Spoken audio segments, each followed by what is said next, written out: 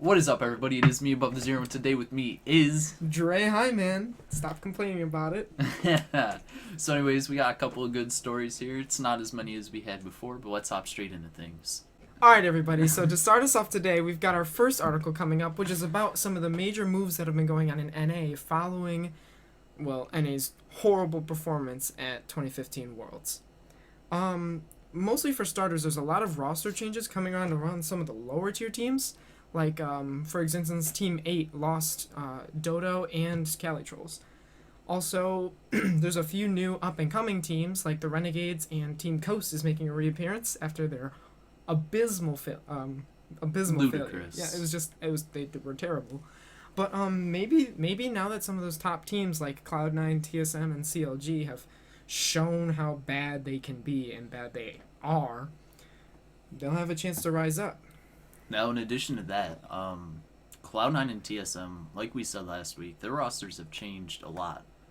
So they're not the same exact teams that they were last year. And because of that, this post talks about how they think that Gravity and Team Liquid are going to rise up and be the top of it.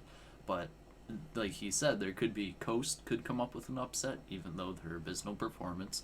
They have a really good jungler and Shrimp, and we still got Renegades. We got a lot of ex-pros there. We got Ramelia staying in. She's a trooper. So it's going to be interesting to see.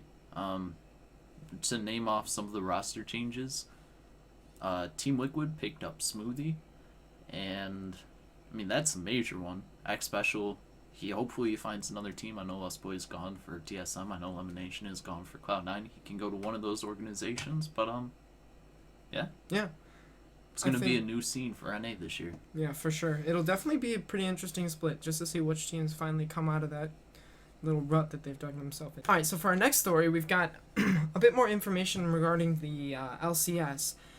Team Impulse, which was a team that performed really well in the summer split and made it to the playoffs, and everybody kind of expected them to be a pretty huge contender. Then they got reverse swept by Cloud9. They've lost Rush, I believe, right? Yeah. And they're a team that nobody really thinks they're struggling. They're just kind of in limbo right now. But their owner has announced that the team is for sale. So if any of you have very large checkbooks, look up for that. I'm just kidding. But that team being for sale is just a kind of a follow-up to how Team 8 was rebranded to the Immortals. And we're talking more and more about how LCS teams are qualifying and then being sold. They're being sold, yeah. To add on to that, Team Dignitas, if you don't know, in the EU LCS, EU CS, they had a challenger team trying to make it up. Odin, who's actually the owner of Dignitas, he's been in esports for over 10 years now. He sent that team over to EU. He wanted to give the players a chance. They made it. So because of LCS rules, you cannot have a team in NA and EU. Kind of like how Samsung White and Samsung Blue now are Samsung.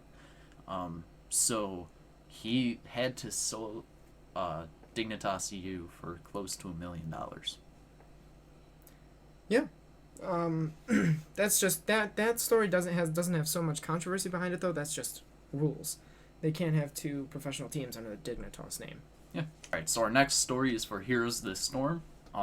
If you don't know, the finals are going to be going on, and the teams that actually qualified are Cloud9, YL, Dignitas, Giants, DK, Navi, Beehurt, and Temple Storm. Now, I watched the NA qualifiers. I saw Cloud9 and Temple Storm play. I know that Temple Storm has somebody that looks like Zuna, and I'm not very good at the game. I am putting fun edits up on the channel, but I want Temple Storm to win. Just me. I know nothing. All right, next story. I'm rooting for Cloud9. Now, our next story is probably the most important story regarding the future of esports and the growth of it as like a culturally significant symbol. Blizzard and Activision have created a new esports division, and a former CEO of ESPN, Steve Bornstein, and Mike Sespo, former CEO of MLG, are at the head of this division. They're basing it basically on the Heroes of the Storm championship and how the prize pool for that is so large that they really see a future for esports. So that's why they wanted to create this division so that they could grow it even more and develop esports more. So the prize pool for Heroes of the Storm is actually $18 million total, which is massive. And it's also being covered on ESPN2, which is, I think, only the second or third time an esports event has been covered on American ESPN. You know what I mean? Yeah. Also, just another note about esports being on broadcast on television outside of Korea, of course. The League of Legends quarterfinals for the World Championships were also broadcast on the BBC, which was pretty notable. I mean, that's the biggest network there in the UK. Yep. So, yeah, that's pretty awesome information, and it's really great to see that esports are growing and developing even more, and we've got some really big names in sports entertainment backing us up. Sports entertainment, I sound like I'm from the WWE, but you know what I mean. Alright everybody, we'll see you next time. Me and my weenie friend over here will continue posting videos every week, multiple videos a week, so stay posted on our channel for entertaining content and more Esports Upload. All the articles that we used, as usual, will be in the description for you to continue digging and get more information for yourself, and we will catch you next time.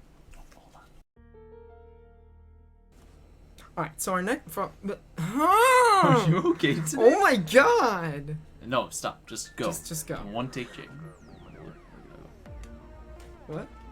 Same time.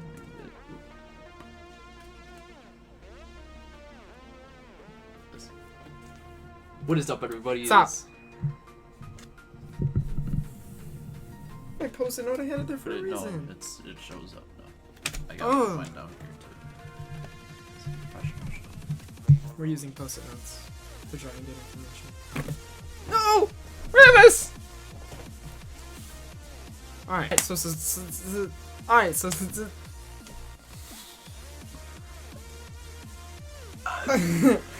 alright, so oh my god! Look at me. Okay. Are you okay? I had a stroke. Now I'm drooling. Oh my god, don't leave. I finally did it right, and this is how you're repaying me? Look at you. God damn it. Come on, sit up. Oh shit, it's on me. No,